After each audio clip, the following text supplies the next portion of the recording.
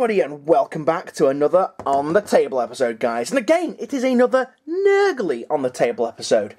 So what we're going to be looking at today, we're going to be looking at something that's going to get one of my points across from a previous video. I'm also going to be looking at something really cool, because I've been at the conversion workshop yet again, and I've made something awesome. But first, we're going to be looking at this guy here. This guy's a plague surgeon. He's from the Death Guard, the new Death Guard stuff. He's really cool. He's not quite finished yet, but he's mostly finished, so I thought I would bring him and show him off. This is a really nice model. I really like the fact that you can just go to town on like some of the gribbly effects on him. Like I've done some proper gribbly effects on his sword and stuff, some nice rust effects. I have a little bit of stuff to actually finish off. Like I've got some of the little totems to do. I've got these maggots to shade. I've got like this plague bearer shoulder pad to do. I'm going to paint up like it's an actual plague bearer just stuck in his shoulder pad. Maybe some highlights on his face, and then some work on his backpack. But other than that, he's pretty much done. Maybe some details on this face here. But yeah, other than that, I'm pretty much done. He's a nice miniature. However, this will get my point across about the difference in size between regular Chaos Marines and the new Death Guard. So, that is a Death Guard right there. He is one of the new ones. Let's go with one of my converted Plague Marines that I've been using as Plague Marines as a size comparison. That is quite a drastic difference.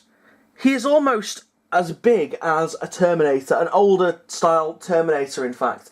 I can't get over how small this guy is compared to this guy. Now you see my dilemma. If I had the new Death Guard Plague Marines and mixed them with these guys, it would just look wrong. It would just look incredibly strange. But yeah, ludicrously tiny. I mean, this thing literally could be a child in comparison. Hello, Daddy. I'm a plague child. Would you like to give me AIDS? Oh, yes, son. I'd like to give you AIDS very much. Here, suck on my blade, and it will give you AIDS. Daddy, I love getting AIDS off of you, yeah. That went dark really quickly.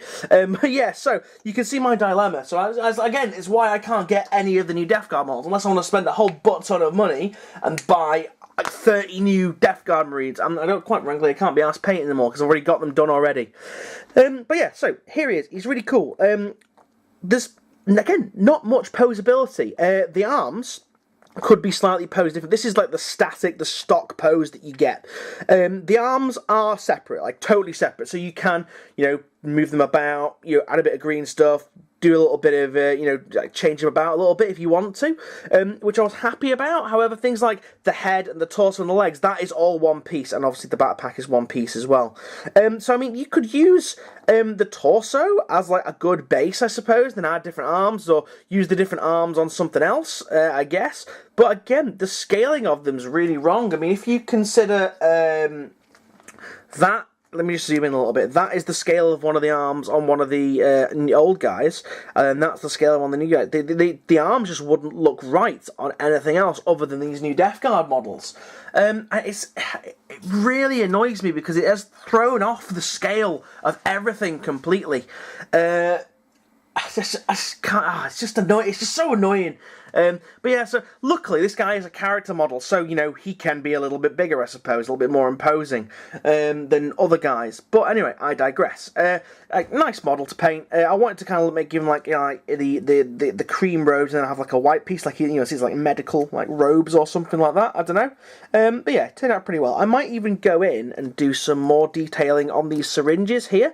I might even make it so that they're full of like some delicious green juicy liquid or something like that. But yeah, really nice model to paint. But now, guys, I'm going to show you something that's really cool, and I've been keeping a lid on this for a while. I've not actually shared it on any social media. I've not actually put it on like the Instagram or the Facebook or anything like that. I've only showed a few people this through Facebook, actually in person. And I'm going to tease you a little bit more, guys, because here's his base. Pretty big. Obviously I've not done the rim yet. I've not rimmed the base. Giggity. So this is a large base with a small base on top. You guys can kind of probably see where I'm going here. Nice big Nurgly base, a nice centerpiece for an army. As you guys know, I begrudgingly pay money for GW stuff. And there's a certain model in particular which I'm really fucked off about. And it's a model that I've actually really, really wanted, but I will never ever buy because it's just far too expensive. And if you guys are thinking Mortarion, you would be right. He is £95 for that miniature.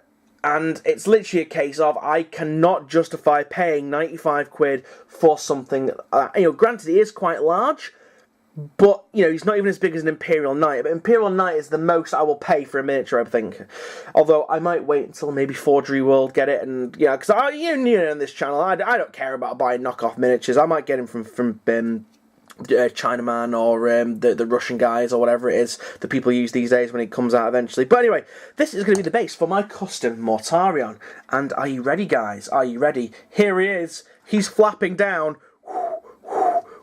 There he is. So this is going to be my stand-in for Mortarion. Just look at this beast of a miniature. Obviously, nowhere near as big as a regular, as Mortarion, mainly because Mortarion's legs are the size of a Primaris Marine. They are massive. However, I think that this model will be grand enough and slightly tall enough to count as Mortarion. He's got the wings, he's got the weapons, that kind of stuff. The scale is slightly wrong, but hey-ho, it doesn't matter. But anyway, yes, let's move the base out of the way. This is my custom Mortarion. Just look at this beast right here. Obviously, not a lick of paint on it yet. I'm going to be doing that probably, very, very soon. I'm a little bit apprehensive, actually, because there's a lot of detail on this model that I want to get right. So first of all, the rundown from the parts. First and foremost, the glaringly obvious thing, the wings. These are from a demon model I had, and in fact, one sec, I'll just oh no, everything's falling down, oh no! Everything's falling all over the place. Let me just go and grab the model that it was from. You guys will remember a couple of months ago, I did a new Nurgle Hellbrute, and it was this chapo here. There we go, smooth that there. It was that guy. Now he's like a demon, like a corrupted blight model from another range. And yeah, so use him as a Hellbrute, but these are the wings that actually come with him. But I thought they were just the right size to put on, something that was slightly smaller, and it would make it look extra grand. And it's just somewhat different because you don't see octopus wings. You see like bat wings and you see fly wings, but GW still haven't come out with a miniature with like anything octopus wings like, which is really, really cool, and they're going to be really, really nice to paint up. I think I'm going to do them like a very, very pale, sickly blue, and then have the little suction cups like a nice pink, and then do some like nice purple shading on it, and then shading it down to like the green and stuff.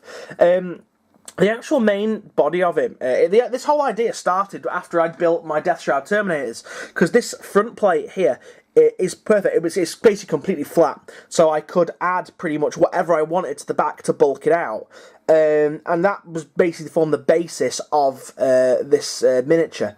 Now, a few of the issues that I actually came into contact with was scale, arms and legs scale. I just couldn't work out initially what I wanted to do.